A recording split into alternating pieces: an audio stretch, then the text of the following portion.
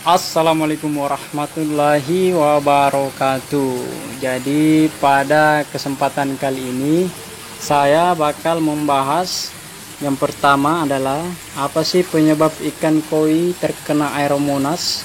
Kemudian yang kedua, apa sih ciri-ciri ikan koi terkena penyakit Aeromonas. Kemudian yang ketiga, bagaimana sih cara mengatasi ketika ikan koi kita terkena penyakit Aeromonas. Kemudian yang terakhir, ini menurut saya yang paling penting, bagaimana sih cara mencegah agar ikan kita itu tidak terserang bakteri Aeromonas kembali. Jadi Aeromonas itu merupakan bakteri jahat.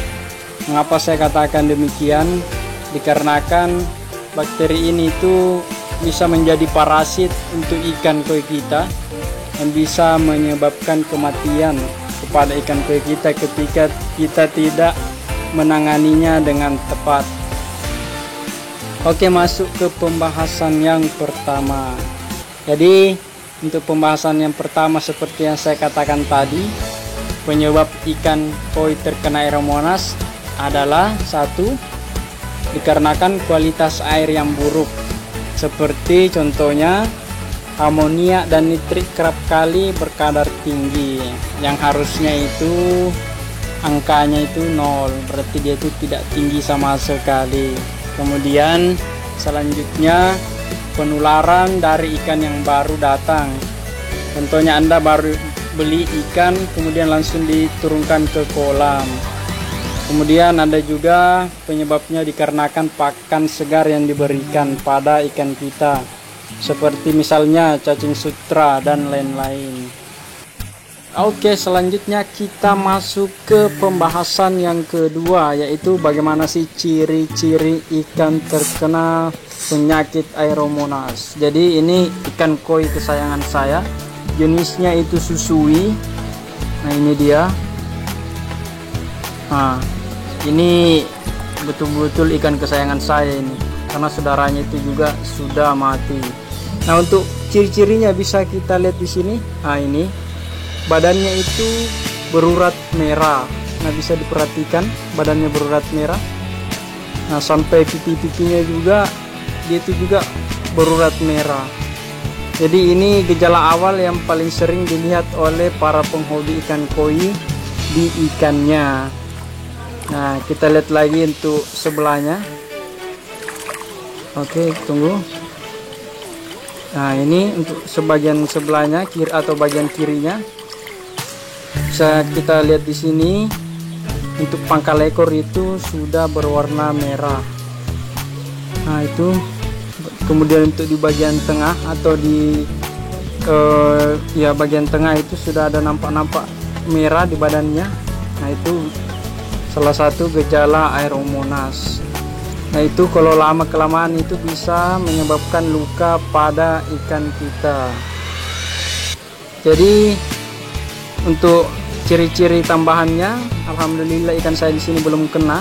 Biasanya itu ketika penyakit Aeromonas itu sudah parah, sisik pada ikan koi kita itu bisa rontok di bagian tertentu. Kemudian untuk ikan saya ini dia itu sudah tidak mau makan lagi, dan sudah pasti ikan ini tuh suka sekali menyendiri seperti jomblo, ya kan. Kemudian untuk cara berenangnya itu lamban. Kemudian dia sering naik ke permukaan air dengan gaya berenang yang lemas, lesu. Nah, itu sangat kentara. Kemudian ketika ikan ini dicampur dengan ikan lain, kita tuh bisa lihat dia bakal menyendiri terus menerus, tidak akan mau gabung dengan temannya yang lain. Jadi itu untuk ciri-ciri ikan koi terkena penyakit Aeromonas. Tapi apabila ada yang kurang atau belum saya sebutkan, boleh Anda tambahkan di kolom komentar. Oke, selanjutnya kita masuk ke pembahasan yang ketiga, yaitu bagaimana sih cara mengatasinya. Jadi di sini saya mempunyai garam krosok yang beratnya itu 3 kg. Nah, itu bisa dilihat. Oke, 3 kg. Sisanya itu sudah jatuh, makanya tidak pas di 3 kg.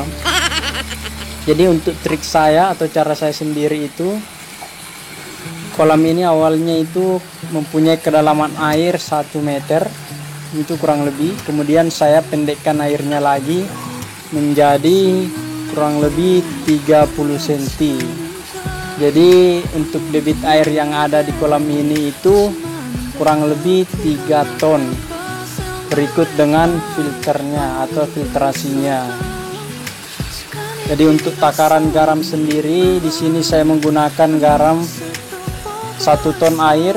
Saya gunakan 1 kg garam krosok atau garam kasar. Nah, ini dia. Untuk cara memberi garam itu di sini ada 2 cara ya. Biasanya orang-orang juga melarutkan garam ini terlebih dahulu ke wadah atau ke air, kemudian diturunkan ke kolam utama. Kemudian ada juga yang melarutkannya dengan cara seperti ini, cuman ditabur ke bagian-bagian atau sudut-sudut kolam dengan rata. Untuk kegunaan garam sendiri ini tuh sangat banyak. Jadi untuk garam ini tuh bisa mensterilkan atau bisa membunuh bakteri jahat yang ada di kolam ini. Nah, oke.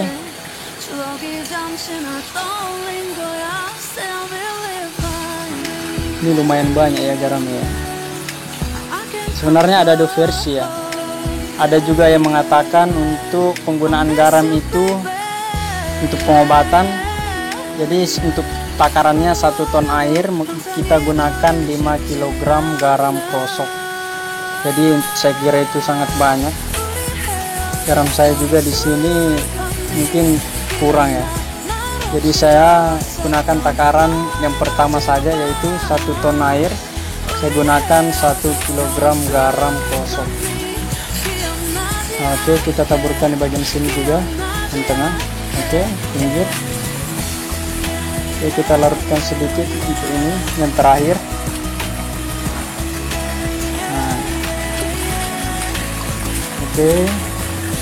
Jadi sebenarnya supaya agar enak, saran saya itu mending Anda larutkan garamnya dulu di wadah tertentu, kemudian baru dimasukkan di kolam utama. Itu saran saya ya.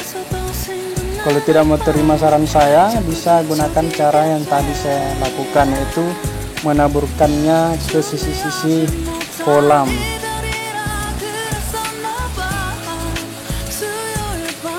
Oke, untuk penaburan garamnya saya kira sudah selesai. Itu numpuk sekali. Tunggu, saya ratakan dulu. Nah, ini oke. Saya ratakan terlebih dahulu karena di sini terlalu numpuk ya garamnya.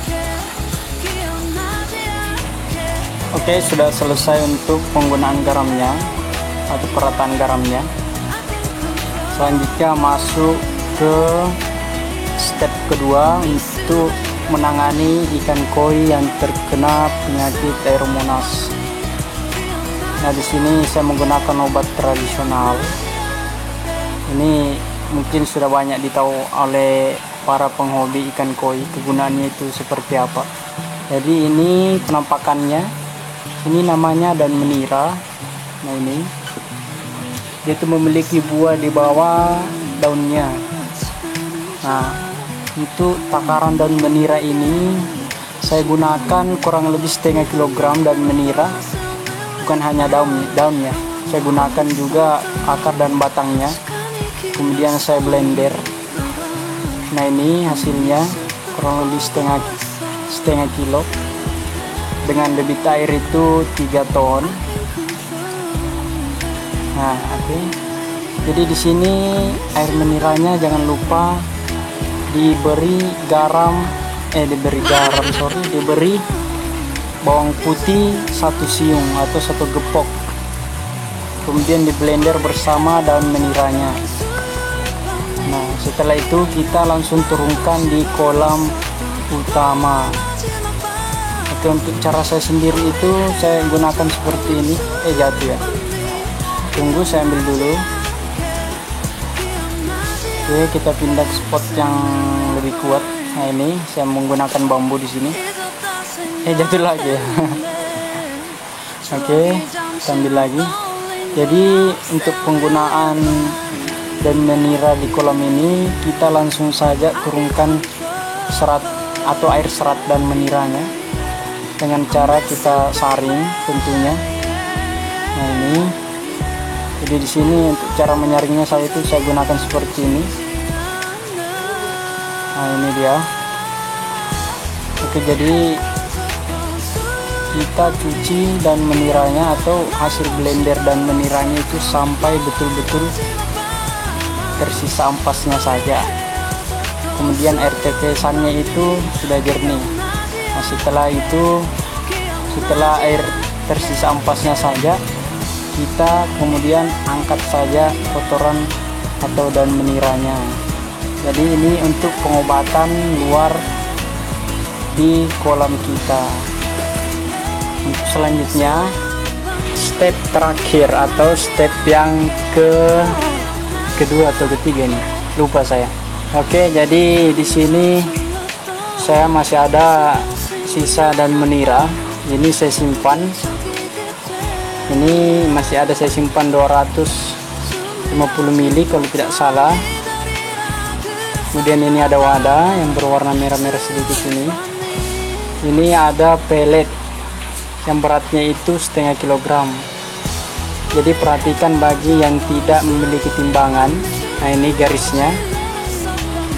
Oke, itu garisnya bisa dilihat. Jadi untuk botol sepelet mineral ini itu beratnya 0,5 kilogram. Nah, itu bisa dilihat di situ. Untuk takaran campurannya itu kita gunakan menira yang pekat itu yang ditambahkan 20 ml dan menira pekat yang dicampur dengan setengah gelas air. Kemudian kita turunkan ke wadah bersama dengan peletnya. Nah, setelah itu kita aduk sampai merata. Jadi ini kalau ikan Anda masih mau makan.